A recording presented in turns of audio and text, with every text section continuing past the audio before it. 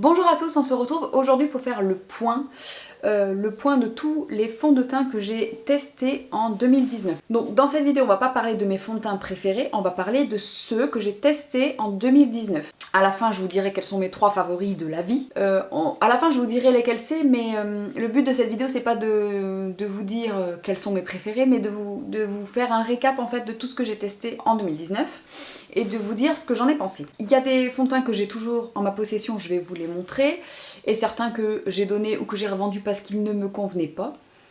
Donc vous les verrez pas ici, je vous mettrai des petites photos pour que vous puissiez voir un peu de quoi je parle. Je vous mets tous les liens en description avec les teintes et tout ça, parce que sinon ça va durer vraiment très longtemps. Et on va vraiment se concentrer sur les points forts et les points faibles de chacun. Je vais commencer par ceux que j'ai moins aimés.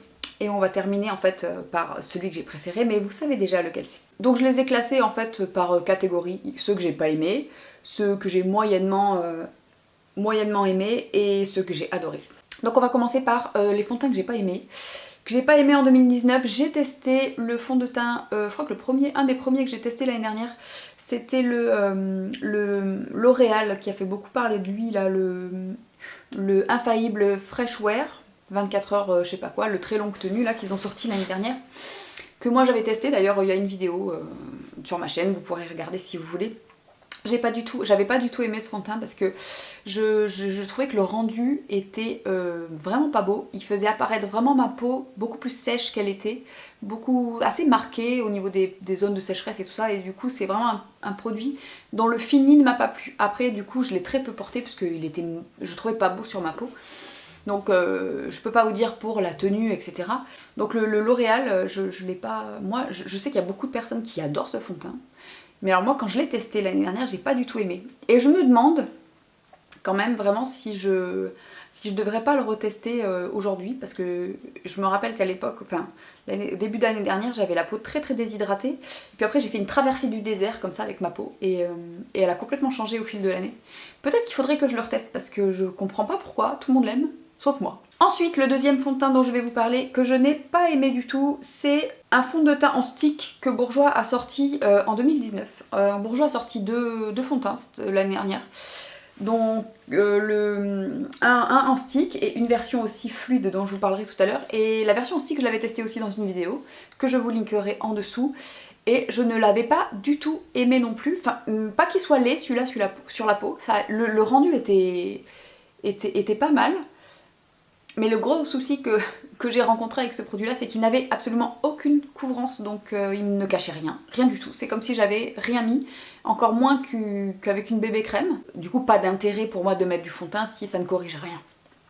Voilà, donc j'ai passé mon chemin sur ce fond de teint aussi de chez Bourjois. Troisième fond de teint que je n'ai pas du tout aimé, c'est celui de Charlotte Tilbury.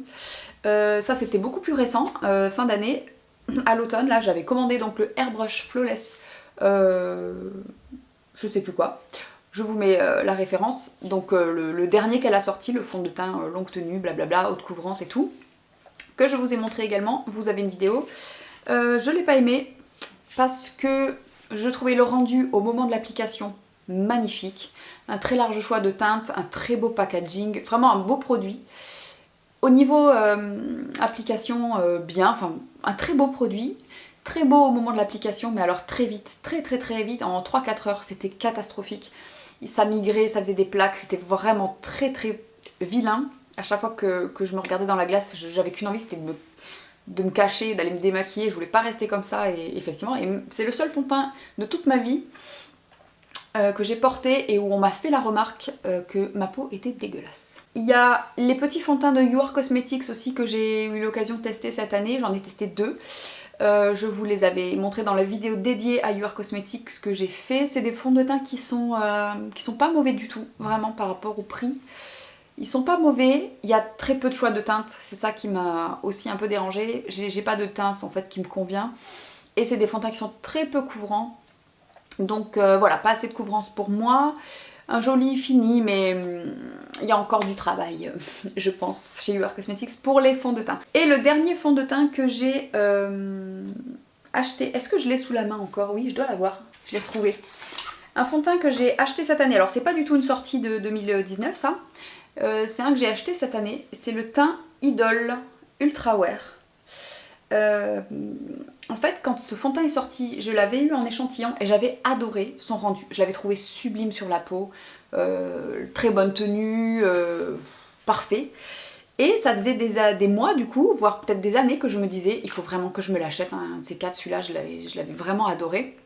Du coup je l'ai acheté pendant le Black Friday, parce qu'il était vraiment à un prix très intéressant, et quand je l'ai remis, donc plusieurs mois, voire années plus tard, j'ai pas compris. Alors soit ce qui est sorti entre temps, on n'arrête pas de détrôner les capacités des fonds de teint, mais alors là j'ai pas compris parce que quand je l'ai remis, j'ai été hyper déçue. Alors je vous ai montré sur Instagram, j'essaierai de vous incruster la photo.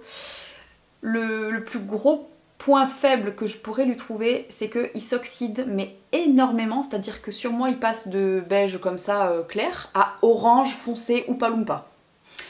Je vous avais mis sur ma main un swatch du fond de teint au bout de 4-5 minutes et frais sorti de la bouteille. Ça fait au moins 3 tons de différence. C'était vraiment... Alors ça c'est vraiment pas possible parce que quand je le mets, déjà le rendu du fond de teint lui-même est pas super joli, et alors la couleur vire complètement et c'est atroce, atroce, atroce.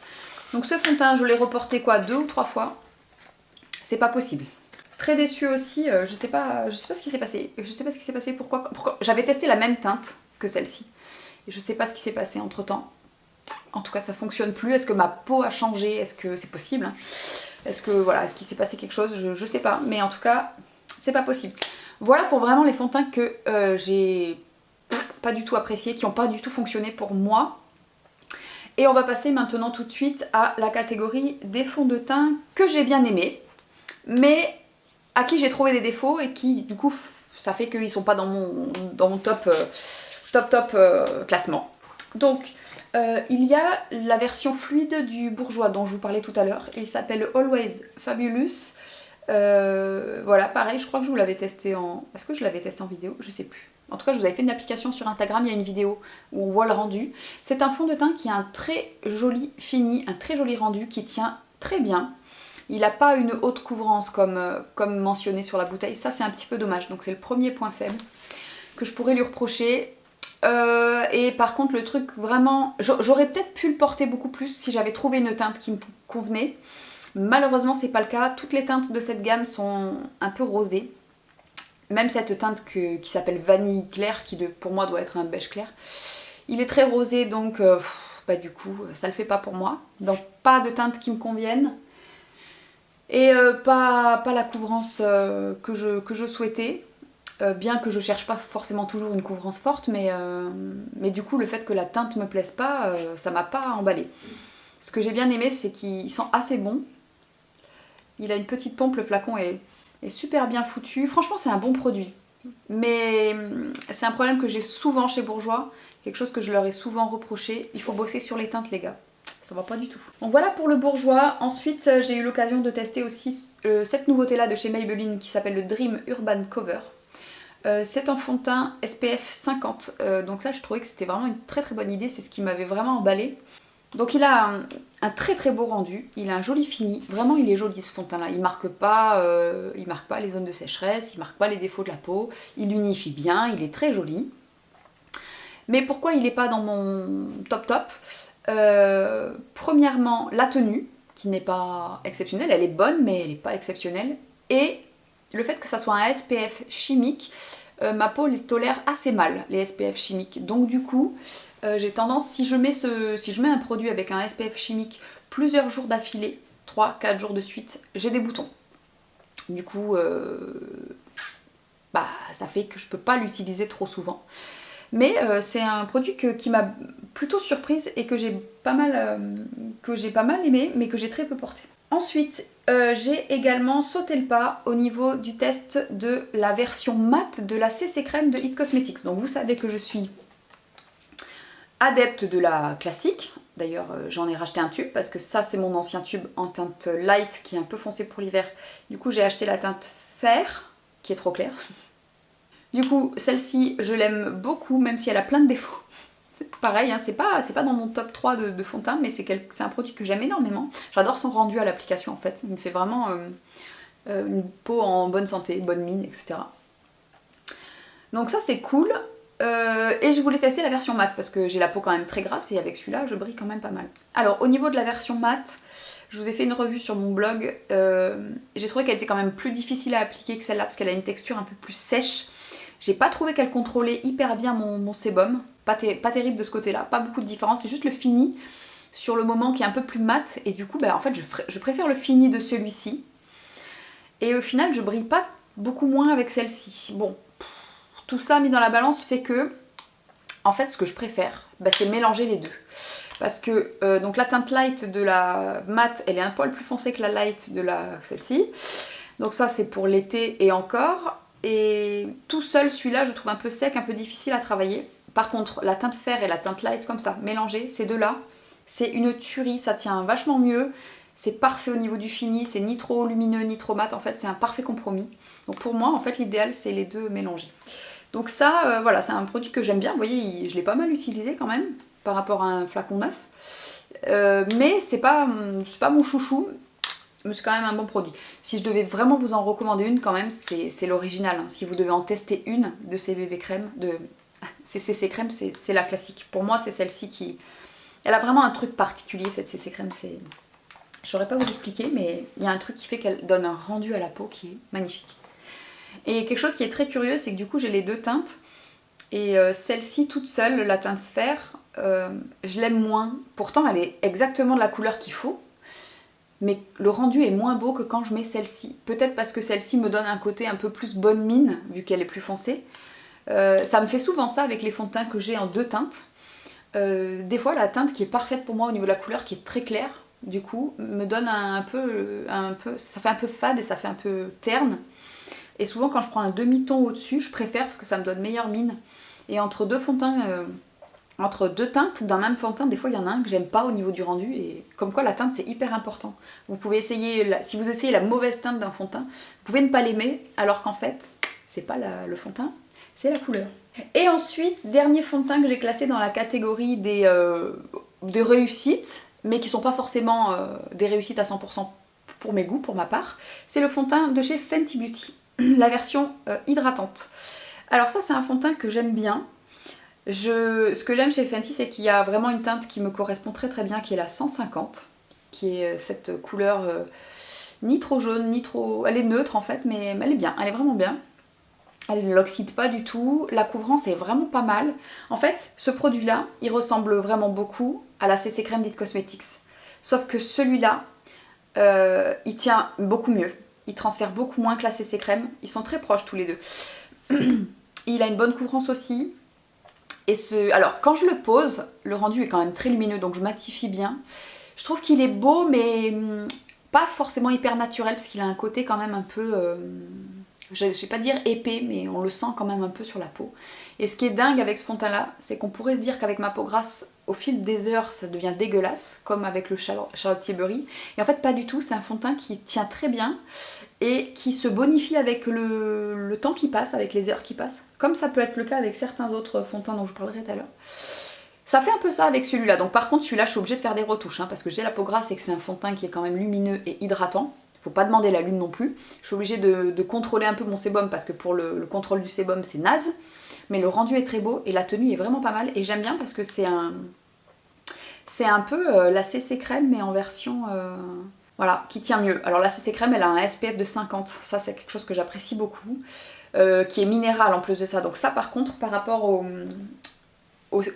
Dream Cover là, de chez Maybelline, moi je préfère la version de It Cosmetics, parce que c'est un filtre solaire minéral, ça je peux le mettre tous les jours d'affilée, aucun problème, alors que le filtre chimique je peux pas. Enfin bref, voilà. Et donc maintenant nous allons passer au top niveau, les 3 fonds de teint que j'ai testés cette année et que j'ai le plus aimé. Il y a eu au tout début de l'année, et ça je vous en avais pas mal parlé, un fond de teint que j'ai beaucoup utilisé, c'est l'Essentiel de Guerlain. Il y a des vidéos où j'en parle, je vous ai fait des tests sur plusieurs jours et tout ça. Vraiment, j'ai beaucoup aimé ce fond de teint, je l'ai beaucoup porté. Je dois avoir utilisé la moitié de la bouteille à peu près. Je l'ai reporté récemment, et ben je l'aime toujours. Je l'ai mis entre parenthèses parce qu'il y a un fond de teint cette année que j'ai énormément utilisé, que vous allez voir juste après. Mais quand je l'ai eu reçu, il est tout dégueu et tout dedans, je l'ai vraiment beaucoup porté. J'ai nettoyé la pompe tout à l'heure parce que c'était horrible. Je suis un tout petit peu dérangée par l'odeur maintenant, qui commence un peu à m'écœurer. Ce fond de teint là, il avait fait un énorme buzz quand il est sorti, vraiment. Tout le monde en avait parlé, parce que Guerlain avait sorti, c'est un fond de teint avec un peu moins d'ingrédients synthétiques à l'intérieur. Tout le monde en avait fait tout un buzz, c'était une tollée quand c'est sorti. Et moi ce que j'aime dans ce fond de teint, c'est le fini qui est très très naturel, seconde peau, qui fusionne bien. Par contre c'est un fond de teint que vous pouvez pas travailler comme les autres fonds de teint classiques. Parce qu'il a pas, je pense que c'est dû à sa formule. Pour moi c'est un fond de teint qu'il faut travailler au doigt, qu'il faut chauffer, qu'il faut bien faire fusionner avec sa peau. Peut-être après vous pouvez avec une éponge le faire un petit peu plus voilà, adhérer. C'est un fond de teint qui est un petit peu voilà, casse-gueule on va dire. Mais si vous l'avez bien en main, si vous le maîtrisez bien, il est très très très beau, il a une très bonne tenue et très naturel. Enfin bref, moi je l'ai vraiment beaucoup aimé. Il me fait pas briller plus que ça, après voilà, c'est pas un matifiant, hein, c'est un fini naturel en fait. Et ben moi j'aime bien, c'est un fond de teint qui est très joli. Ensuite, j'ai aussi, c'était au printemps, j'ai aussi essayé un fond de teint dont j'avais entendu parler depuis très longtemps, que je n'avais jamais testé. C'est pas une sortie de 2019, mais je l'avais encore jamais testé, c'est le Conceal and Define de chez Makeup Revolution. J'adore les fonds de teint comme ça là. Avec un applicateur, là il est géant, un énorme applicateur. J'aime pas du tout l'odeur, hein. Ça sent la peinture par contre, le pot de peinture du Luxe Valentine. Ce fond de teint là, alors ça fait très longtemps que je l'ai pas porté, mais je sais que je l'aime, je l'avais adoré quand je l'avais testé. Il y a pas mal de, je crois qu'il y a une mini vidéo sur mon Instagram où vous pouvez voir où je l'applique, et puis il y a la vidéo sur la marque Makeup Revolution où j'avais fait un full face où je le porte aussi. C'est un fond de teint que j'ai beaucoup aimé au début d'année quand j'ai eu des gros problèmes de boutons, d'acné, je sais pas ce que j'ai fait une énorme réaction à un produit ou je sais pas quoi. Il y avait une mauvaise routine, pas très bien adaptée peut-être. Je sais pas, ça a été la cata avec ma peau et j'avais vraiment besoin d'un truc couvrant parce que j'avais le front entier recouvert de boutons. J'étais rouge, toute ma tête était rouge, c'était une catastrophe. Et ce fond de teint là, je l'ai beaucoup aimé quand à cette période-là, j'avais besoin de quelque chose de très couvrant. Il est très crémeux, il est très facile à appliquer. J'aime bien, il a un côté, il s'estompe hyper facilement au pinceau. Il est pas trop mal pour les peaux grasses, il maîtrise bien le sébum. Je pense pas que les peaux sèches pourront aimer ce produit-là. Voilà, c'est un produit que j'aime bien, qui est tout petit prix. Donc de tous ceux que j'ai essayé cette année dans les petits prix, c'est celui-ci que j'ai préféré. Et je vous recommande de le tester si vous l'avez jamais testé. Alors parmi les fonds de teint que j'ai découvert cette année également et que j'ai adoré, il y a le fond de teint Stick Matte Perfection de chez Sephora.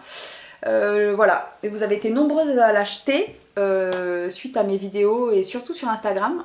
Et vous avez été beaucoup à me faire des retours positifs. En fait, j'ai pas eu de retour négatif sur ce fond de teint qui est un dupe en fait du Hourglass.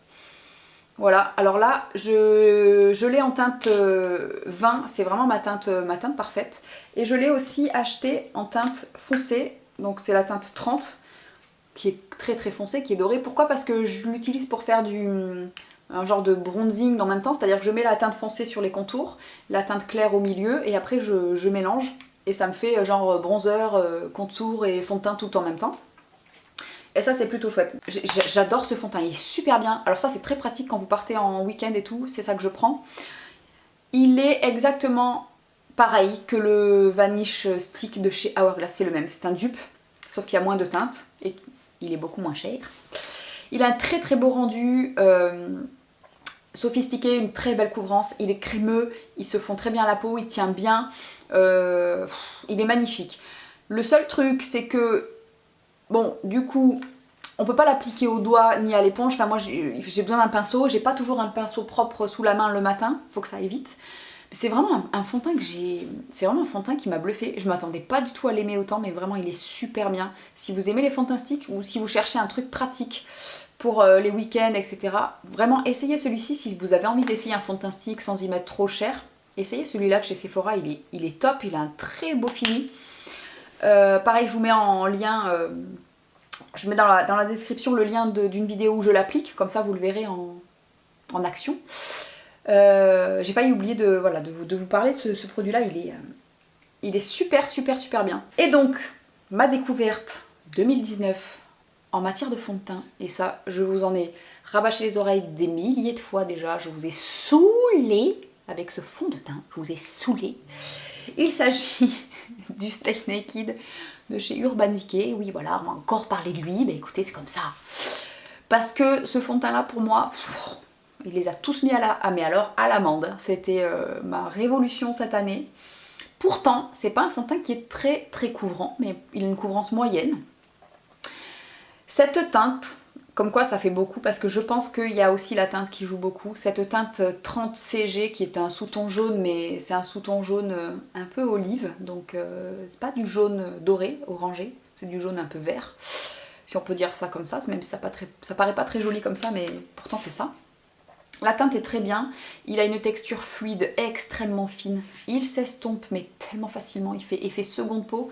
Aucun fond de teint ne fusionne aussi bien avec ma peau que celui-ci. Il devient ma peau, voilà, ça se colle et ça devient mais un voile. C'est ma peau mais en mieux, en beaucoup mieux même. Il floute les pores, il tient extrêmement bien. Je pense que c'est de tous mes fonds de teint celui qui a la meilleure tenue. Quasiment. Ex aequo avec le Color Stay par exemple ou le Pitch Perfect que j'avais beaucoup aimé à une époque. J'ai déjà descendu au plus de la moitié de la bouteille. Et un point fort aussi que je vais lui attribuer et qui est pas négligeable pour moi, qui est la peau grasse, c'est le meilleur fond de teint, c'est celui qui contrôle le mieux mon sébum de tous ceux que j'ai. Donc couvrance impeccable, ni trop peu, ni trop. Donc du coup facile à doser, facile à appliquer, mais d'une facilité déconcertante. Le matin ça va très très vite pour se maquiller, c'est impeccable. Invisible sur la peau, excellente tenue, je brille pas, j'ai pas besoin de faire une seule retouche, la teinte est parfaite, enfin bref. Vraiment, je n'ai rien à reprocher à ce fond de teint, rien du tout. Voilà, Urban Decay, vous trouvez chez Sephora, il y a les codes promo moins 25%. Bon bref, vous avez compris. Pour moi, c'est excellente découverte. Donc il vient se classer en numéro 1 de mes fonds de teint préférés de la vie. Il a détrôné tous les autres. Je vous donne quand même aussi les deux autres fonds de teint qui sont mes favoris de ma vie, qui sont le Catrice HD Liquid Coverage qui est fini. Celui-ci, c'est un flacon vide. Je l'ai terminé, je l'ai recommandé sur le site de Maki Beauty. Je vais en recevoir une nouvelle bouteille parce que c'est quand même un produit que j'aime beaucoup. Voilà, quand je cherche de la très haute couvrance, là c'est celui que je porte, que j'ai mis aujourd'hui, quand je cherche quelque chose d'un peu sophistiqué, voilà, quelque chose de très couvrant, qui a vraiment un effet peau parfaite, lissant. Vraiment c'est du Photoshop en bouteille celui-ci, c'est celui-là que je mets. Mais par contre c'est vrai qu'il est moins confortable parce que celui-ci on le sent pas du tout sur la peau. Il transfère pas en plus, il est sans transfert, on le sent pas sur la peau. Alors que celui-ci, on le sent quand même un peu plus, il est plus... il se laisse pas complètement oublier, mais alors il a un rendu mais tellement magnifique ce fond de teint là, je vais pas vous en rebâcher. Je vous ai saoulé en 2018 avec celui-ci, je vous ai saoulé en 2019 avec celui-là, donc si vous voulez plus de détails, vous avez tout ce qu'il faut sur cette chaîne pour vous renseigner sur ces deux produits. Et ensuite, un que vous me voyez utiliser de temps en temps, c'est le Revlon, le Color Stay en teinte 180. La version peau mixte à grasse, hein. Ne confondez pas parce que les deux ne sont pas du tout pareils. C'est au moins ma, je sais pas, 6e bouteille, c'est celui que j'ai racheté le plus souvent, c'est celui que j'ai toujours dans mes tiroirs. C'est voilà, pareil, c'est un fond de teint qui a une excellente tenue, qui contrôle très bien mon excès de sébum. Donc c'est pour ça aussi, c'était celui qui était en top, c'était mon numéro 1 avant que je découvre celui-là. Il a une texture qui est moins fluide, moins fine que le Urban Decay, ce qui fait qu'à appliquer, il faut un peu plus le chauffer au doigt, il faut un peu plus le... voilà. Mais sinon, il a un rendu qui est magnifique et une tenue exceptionnelle, il est waterproof. Parfait. Donc un truc aussi que j'aime avec ces deux fonds de teint là qui sont donc mes deux favoris, c'est que comme ils contrôlent très bien mon sébum, je pense que c'est ça qui fait que j'ai tendance à faire un petit peu d'acné, pas beaucoup, mais j'ai une acné légère quand même un peu hormonale. Et quand j'utilise ces deux là, j'ai beaucoup moins, je me rends compte que j'ai beaucoup moins de problèmes de petits boutons et d'acné, tout ça qu'avec les autres. Est-ce que c'est parce qu'il contrôle très bien mon sébum et que du coup moins de sébum, moins de boutons peut-être? Qui sait? En tout cas c'est sûr que si je mets toute une semaine ce fond de teint là à la suite, toute une semaine, ma peau se porte très bien, j'ai aucun problème de réaction, de boutons. Pareil pour celui-ci. Si vous avez une peau grasse, à tendance un peu acnéique, ça c'est des produits que je vous recommande sans souci. Alors que dire de plus? Si, je vais quand même vous parler du pinceau que je préfère pour appliquer le fond de teint, qui est celui-ci de chez Zoeva. C'est le 182 je crois. Ça c'est un peu effacé mais je crois que c'est ça. Le 182 de chez Zoeva que j'aime énormément pour appliquer le fond de teint. Celui-là ou alors le 104, le plat, le kabuki plat, donc ces deux-là. Et sinon, en termes d'éponge, il fallait aussi que je vous mentionne, parce que c'est une découverte de 2019, les éponges IMAX Design, je crois que ça s'appelle la marque, qu'on trouve chez Amazon, que j'ai testé aussi, et que je valide totalement. Elles sont super bien, elles sont très moelleuses, finalement elles tiennent plutôt bien le coup, ça fait plusieurs mois que je les ai déjà. Voilà, ce qui est curieux c'est que vous avez un kit avec 3 éponges et les 3 n'ont pas tout à fait la même texture. Mais bon, les 3 fonctionnent super bien et elles sont vraiment pas chères du tout. Voilà, donc découverte 2019 en matière d'outils pour le teint, les petites éponges. Ces pinceaux-là, je les ai depuis déjà longtemps, mais je vous les avais jamais mentionnés, je pense. Et je pensais que c'était une bonne idée de les mentionner dans cette vidéo. Bon bah écoutez, j'espère que ça vous aura plu. Alors dites-moi dans les commentaires, qu'est-ce qu'on teste comme fond de teint cette année? Qu'est-ce que vous avez vu sortir et qui pourrait nous plaire? Je sais que vous voulez que je teste le Zoeva, je le sais, vous me l'avez déjà dit plein de fois. Et pourquoi pas, je pense que je vais finir par le tester le Zoeva à l'occasion. Et je vous avoue un truc, vous savez que moi j'adore tester les fonds de teint, mais depuis que j'ai découvert ça, je l'aime tellement, j'ai l'impression d'avoir tellement trouvé le Graal, que j'ai plus envie de chercher d'autres trucs parce que j'ai du mal à les faire se mettre en concurrence avec ça. J'attends vos recommandations. J'avais bien envie de tester la bébé crème de chez Missha, dont j'entends beaucoup parler aussi. Bon bref, faites-moi vos suggestions dans les commentaires et surtout dites-moi quel est le fond de teint que vous avez préféré en 2019 parmi tous ceux qui sont sortis. Est-ce que c'est le Fenty? Est-ce qu'il y en a eu tellement? Est-ce que c'est le Urban Decay? Est-ce que c'est le Kat Von D? Je ne sais pas. Dites-moi tout ça dans les commentaires et nous on se retrouve très bientôt dans une prochaine vidéo. Ciao!